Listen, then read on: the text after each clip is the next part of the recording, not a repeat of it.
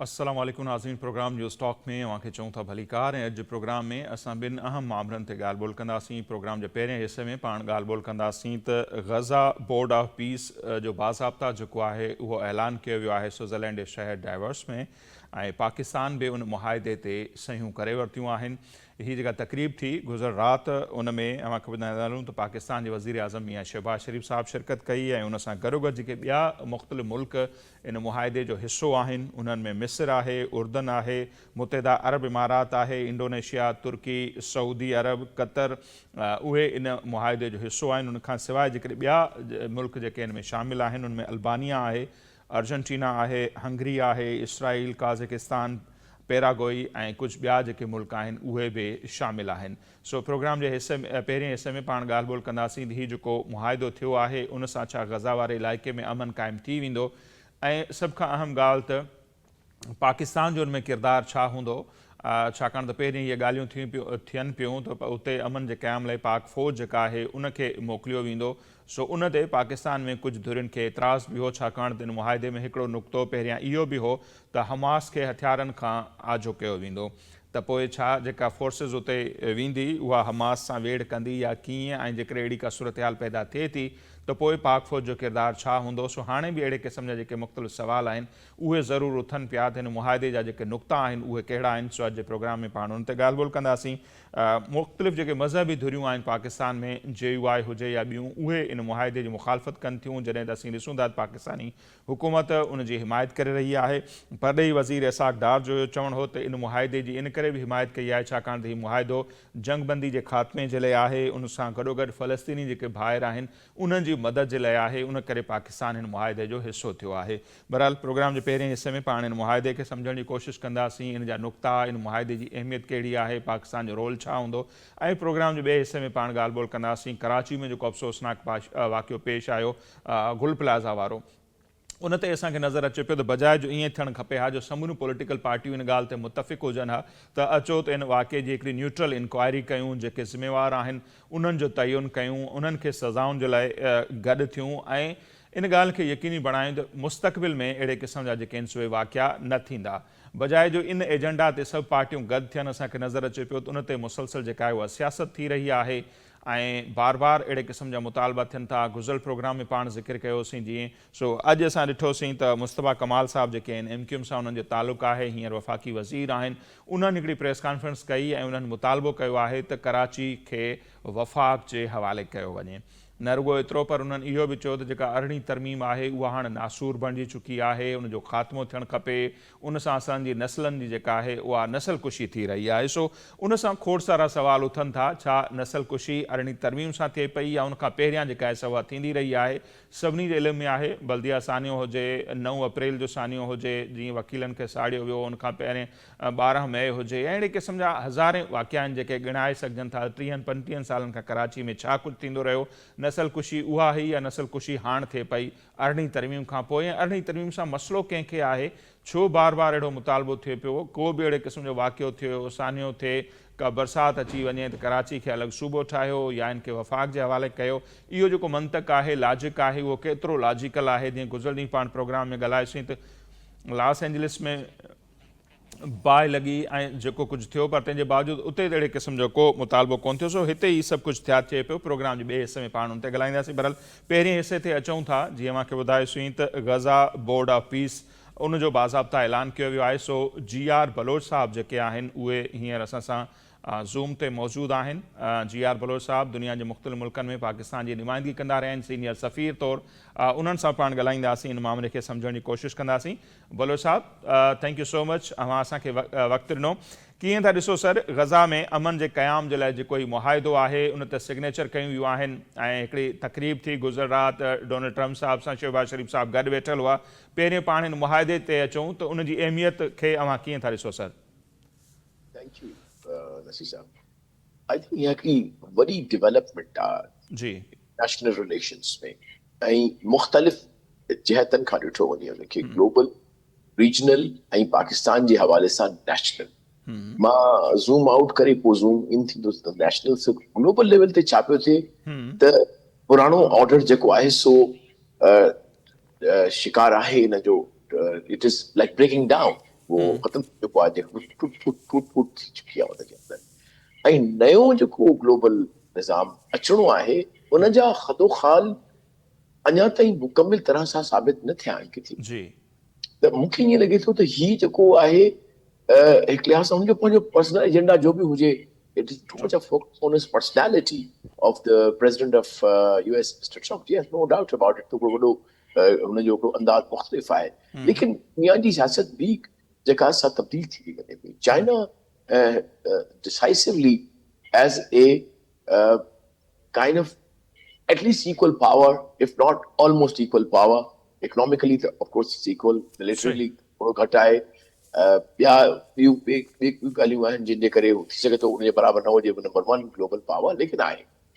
त जॾहिं नंबर 1 जेको ऑलरेडी एग्ज़िस्टिंग पावर हूंदो आहे उनजी हाणे घणी टेक्निकल ॻाल्हियूं कोन था वञूं, but definitely there will be a change in the overall. त ही उहो जेका ताश जा पता दुनिया जी सियासत जा उहे तब्दील पिया थियनि। हाणे ही जेको बोर्ड ऑफ पीस ठहियो आहे इन खे मां कोशिशि कयां थो रीजनल जी कॉन्टेक्स्ट में विझां।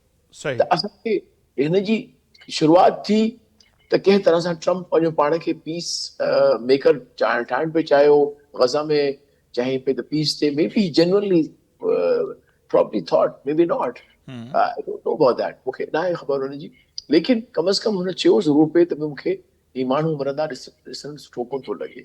पोइ हुन जेका मीटिंग थी असां जेके अरब ऐं मुस्लमान मुल्क हुआ शर्म उल शेख में थी, उन खां पोइ वॉशिंगटन में थी, न्यूयॉर्क में थी, जॾहिं on the outside of the on these sites of the UN General Assembly, ऐं उन खां पोइ इहो आइडिया इवॉल्व थियो आहे। हाणे असांखे पहिरीं इहा सम्झ शायदि 4 या 5 वॾा मुल्क हूंदा, पर हाणे he has opened up to the rest of the world।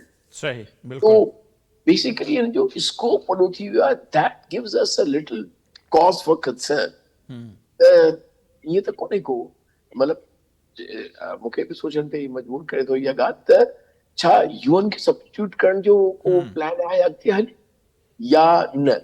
लेकिन उनजो वरी काउंटर आर्गुमेंट इहो आहे त यूएन छाकाणि जो तक़रीबन नाकारा थी चुकी आहे as far as the crisis management और क्राइसिस रेज़ोल्यूशन इज कंसर्न या रेज़ोल्यूशन इज कंसर्न। त हाणे जॾहिं नथा थियनि यूएन खां उहा फ़ाल न रही आहे because of the 5 permanent members, त ही हिकिड़ी मूंखे ईअं लॻे थो त ही अॻिते हली probably will might become a alternate court of appeal, UN न बि court of appeal for the or a mechanism for resolution of conflicts। So but it will be conditional obviously, लेकिन मां हिनखे घणो करे फोकस करणु चाहियां थो त जो इम्पैक्ट गज़ा ते चाहे सही इमीडिएट जेका रिलीफ आहे नसीब साहब उहा मिलंदी फुली। मूंखे तमामु मां ॾाढो ऑप्टिमिस्टिक आहियां उन हवाले सां। The least that I expect from this big announcement is the Gaza peace plan अॻिते वधे, phase 2 अची वियो आहे, हाणे phase 3 ऐं 4 ऐं अॻिते वधे। त कंहिं तरह सां इन्हनि 2 मिलियन जेके 20 लख जेके पैलेस्टीनियन जेके गुज़श्ता 2 सालनि खां वठी, अदरवाइज़ त गुज़श्ता 70 सालनि खां इसराइल जे जबर जो शिकार आहिनि, लेकिन 2 साल त बिल्कुलु तारीख़ी लिहाज़ सां हर को माण्हू चए थो त हिकिड़ो ब्लैक तारीख़ आहे, हिकिड़ी वॉर ऑफ जेनोसाइड हुई जेका जंहिंमें hunger was used as a weapon of war. So हुनखे त माण्हू डिस्क्राइब बि कोन थो करे सघे जहिड़े क़िस्म सां, ऐं हिकिड़ो पूरी हसंदी बस्ती जेका असां हुन हिकिड़ी वरी पेट करे छॾी आहे completely, there is nothing left now. So मूंखे इहो लॻे थो जेकॾहिं ख़ुदा करे इहो कम अज़ कम इहो आउटकम अचे त विल बी वेरी हैप्पी। सही। अच्छा जीअं सर हिन मुआहिदे खां पोइ हिकिड़ी उमेद इहा जागी आहे त बैनुल अक़वामी कानून तहत फ़लस्तीनी रियासत खे मुमकिन बणाइण लाइ बि क़दम खयां वेंदा, ऐं उनमें ॾिसूं था त वॾी रंडक जेका आहे उहा अमेरिका या इसराइल आहिनि जेके हिन मुआहिदे जो हिसो बि आहिनि। सो दुनिया त इनजी सपोर्ट करे पई फ़लस्तीनी रियासत जी, अलॻि फ़लस्तीनी आज़ादु फ़लस्तीनी रियासत जी, त उन तरफ़ बि अव्हांखे लॻे थो का अॻभराई थियण जो को इम्कान आहे? न, मां पेसिमिस्ट न आहियां, इन करे न आहियां not because of any theory or whatever or any goodness of the world. मां optimistic आहियां because of the courage of the Palestinians। जे तरह सां गज़ा जे 20 लख जेके बहादुर हुआ, उन्हनि खे चॉइस हो। I can tell you this thing, the secret plan was of Netanyahu के उन्हनि खे एतिरो मारियो जो ही भॼण ते मजबूर थी वञनि, but they said no, we'll die but die in our own land.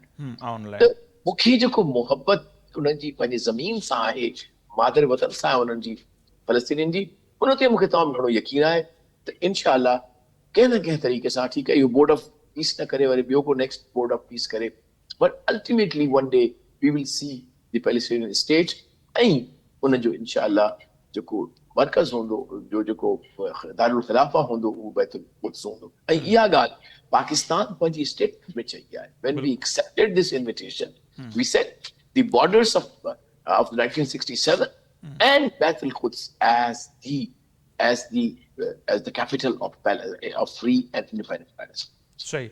अच्छा सर, तीअं पाण ज़िक्र कयो शर्म शेख में जेको पहिरियों इजलास थियो हो गज़ा में अमन जे हवाले सां, जेके नुक़्ता साम्हूं आया हुआ, पाण जेके उन नुक़्तनि खे ॾिसूं था त हिकिड़ो इहो बि हो त हमास खे हथियारनि खां पाक कयो वेंदो।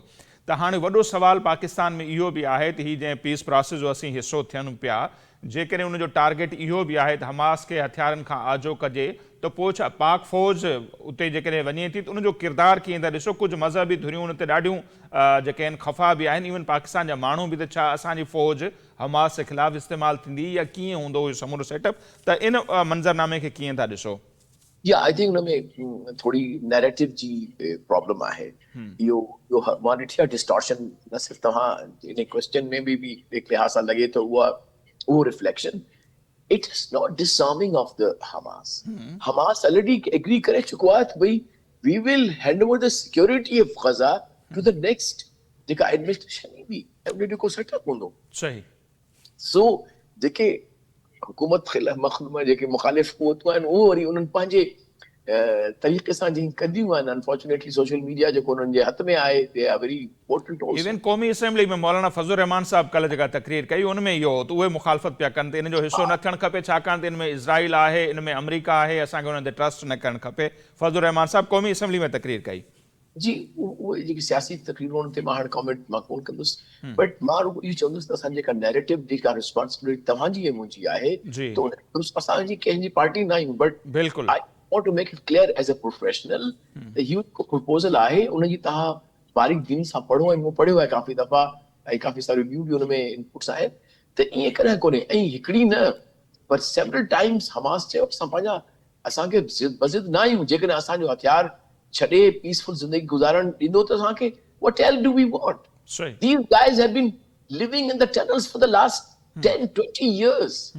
जेकॾहिं उन्हनि खे को रिलीफ मिलंदो, हिकिड़ी डेवलप थींदी इहो एरिया गज़ा, ऐं हू वरी पंहिंजो को सिविलियन पंहिंजी ज़िंदगी वरी स्टार्ट करे सघनि, फैमिली रेस करे सघनि, what is the harm in it? And let the youth, new, well trained, well motivated, with new orientation, take over the security of the city. But surrender, no. Pakistan has already said that we will never be part of any process which forces Hamas to surrender.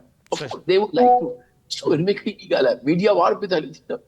त Israel ज़ाहिर ईअं ई चवंदो उनखे, छो psychological narrative पंहिंजे मुल्क में बि उन्हनि खे विकिरणो आहे। त ॾिसो नेतन्याहू एॾो स्ट्रॉन्ग आहे, ऑलरेडी ही इज़ गिविंग हिज लाइक इमेज जो आहे इहो न स्ट्रॉन्ग मैन जो।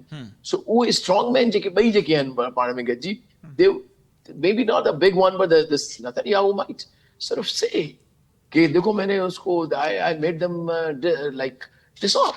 So I think we should not buy this narrative, and we should असां पंहिंजी पब्लिक खे ॿुधाइणु घुरिजे इहो डिसऑर्डिंग न आहे, उहो आहे त जॾहिं को नओं सेटअप ठहंदो, हाणे एडमिनिस्ट्रेशन में नवां माण्हू अची विया आहिनि, एंड द ऑल एक्सपर्ट्स। तव्हां ॾिठो हूंदो सीवी जेको हुनजो हेड आहे, he is an engineer, deputy minister हुयो of development, and is considered as expert. उन सां गॾु ॿिया माण्हू बि आहिनि। साॻी तरह सां सिक्योरिटी लाइ बि उही पैलेस्टीनी हूंदा, या initially of course international stabilisation force ईंदी जेका हिननि खे ट्रेन कंदी। तो जॾहिं मुआशिरो टुटंदो फुटंदो आहे, it cannot itself emerge again as it was. It needs help. So basically Pakistan is part of that effort of help, global help to redeem to realize the dream of Palestinian state. ॿी ॻाल्हि आख़िरी क़ीमत खां पोइ वरी तव्हां question कयो त पाकिस्तान लाइ चॉइस न आहे ॿियो। This is the most logical strategic choice for you. You are a middle power now. जीअं हिकिड़ो चयो डेवोस में हिकिड़े लीडर चयो, either you be on the table or you be on the menu. You want to be on the menu of the big powers? No. You want to be on the table so that you at least can say no.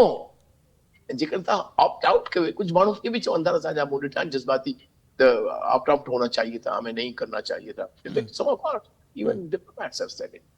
But ठीक I am saying no, this is the best choice.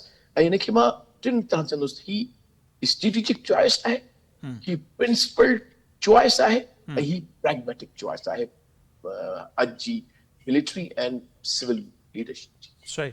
अच्छा sir, बिल्कुलु. ऐं छा हिकिड़े पासे ॾिसूं पिया त अमेरिका जेको आहे तकरार ख़तमु करण जो ॻाल्हियूं पियो करे, पीस प्रोसेस, ॿिए पासे ईरान वारो जेको कुझु सीन थियो पंहिंजे साम्हूं आहे, ऐं हिन तकरीर में डोनाल्ड ट्रंप इहा बि ऑफर कई आहे जेकॾहिं ईरान ॻाल्हियूं करणु चाहे थो त असीं उन लाइ बि तयारु आहियूं.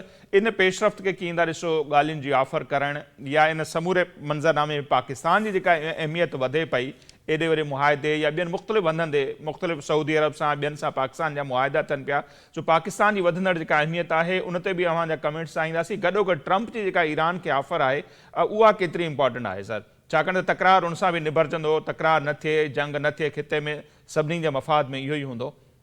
मां पहिरियां ईंदुसि त पाकिस्तान जी emergence as a middle power. What is middle power? America, Russia ॿुधूं था. ॿिया मिडल पावर उहे आहिनि जिन वटि पंहिंजी हिकिड़ी ऑटोनॉमी आहे, साइज़ आहे, पॉपुलेशन जी, इकोनॉमी जी, मिलिट्री माइट आहे ऐं डिटरेंस आहे. ऐं what Pakistan has an additional deterrence. This is one of the only country in the Islamic Ummah who has nuclear deterrence, which is actually logically it's a student of strategy. That is the only insurance against any aggression. Nuclear act. लिहाजा पाकिस्तान जो involved रहना any process में is mandatory for us, morally, politically, geostrategically, and in principle. कहिड़ो logic आहे तव्हांजो जहां तव्हां चवंदो तव्हां you be a bystander, ॾिसो ॿाहिरि पियो ऐं तव्हांजो जेको दोस्त मोदी सोते वेठो हुजे, do they want that? I mean, strange thinking, it's strange logic. You don't start liking, disliking people. Just see what is the logic behind it. Har bhi gal pyo to thajo point about Iran ji offer. I think it's a positive signal. मुझे बाकी ख्याल ये हुआ positive signal ये नहीं करे जो हमेशा मुझे ठुआ नहीं इस आज के आहिन messages. I want to see Iran as a prosperous, they're very enterprising people. I को शक ना amazing कौम है उनमें जितरो enterprise आहे वो कंहिं में दुनिया में कोन्हे. ऐं तव्हां सां गॾु मां शेयर कंदो हलां जेका मूं कल बि तारीख़ जो सबक़ ते पढ़ियो. सही. That they are the only old Aryan civilization in the world. जी. ॿियूं क़ौमूं mixed थियूं आहिनि सेंट्रल एशिया में, यूरोप में, but this is the Aryans which were there, जो कि जिन्हनि तीर कमान कयो, जिन्हनि हॉर्स राइडिंग के ईजाद कयो या पंहिंजो उनखे डिस्कवर कयो. So these are resilient people. You cannot fight with them, and he knows it. तो हाणे मुंहिंजी ख़्याल आहे ॻाल्हि ॿोल थींदी ऐं ईरानियुनि खे मौक़ो ॾियणु घुरिजे. वाक़ई दुरुस्ती आहे, पंहिंजो पाण डिसाइड कनि. सही. This is a bad trend. जेकॾहिं ॿाहिरि जी ताक़त अची तव्हांखे बॉम्ब करे कंहिं कंट्री खे. There's another thing which I think written in my article, that you cannot bomb people into democracy or into subjugation. No, you cannot. At least not the brave people like Iranians. They're really very, very self-respecting people. So you cannot. Yeah, they have their own weaknesses. There's no doubt about it. वो आपस में करेंगे. They'll solve it themselves. And we should just help those friends like Pakistan. या खैर खा आसम. ठीक बलोच साहब, तमामु घणी महिरबानी अवां असांखे वक़्तु ॾिनो. GR बलोच साहब जूं इंतिहाई इंपॉर्टेंट ॻाल्हियूं आहिनि ऐं हू इन मुआहिदे खे इंतिहाई अहमियत जी निगाह सां ॾिसनि पिया ऐं हू सम्झनि था पाकिस्तान जे लाइ तमामु हिकिड़ी अहम ऐं बहितरीनु चॉइस आहे. पाकिस्तान इन पीस प्रोसेस जो हिसो थिए पियो ऐं ॿी का चॉइस पाकिस्तान वटि हुई बि कोन्हे. इहा बहितरु आहे छाकाणि त इहा बलोच साहब खे बि लॻे पियो त फ़लस्तीनी जे लाइ बि बहितरु आहे, पाकिस्तान जे लाइ बि बहितरु आहे. ॾिसूं था त इन जा नतीजा कहिड़ा था निकिरनि ऐं पाण खे बिल्कुलु पुरुमीद रहणु खपे त इन सां को अमन क़ाइमु थिए, ख़ासि तौर ते फ़लस्तीनी जे लाइ बहितरी हुजे ऐं आज़ादु फ़लस्तीनी रियासत जे हवाले सां हिकिड़ी जेका विख आहे उहा जेकॾहिं अॻिते वधे थी त इन खां सुठो ॿियो कुझु थी नथो सघे. बहरहाल नाज़रीन, हिते वक़्तु थिए पियो मुख़्तसिर ब्रेक जो. पाण ब्रेक वठंदासीं ऐं ब्रेक खां पोइ जीअं वापसि ईंदासीं त कराची गुल प्लाज़ा वारे वाक़े जो ज़िक्र कंदासीं. उहा बाहि जेका आहे उहा आहिस्ते आहिस्ते हाणे अॻिते वधे पई ऐं अरिड़हीं तरमीम ऐं ॿियनि मुख़्तलिफ़ जेके अहम मामला आहिनि उन्हनि खे बि पंहिंजी लपेट में आणे पई. सो उन ते ॻाल्हि ॿोल कबी मुख़्तसिर ब्रेक खां पोइ।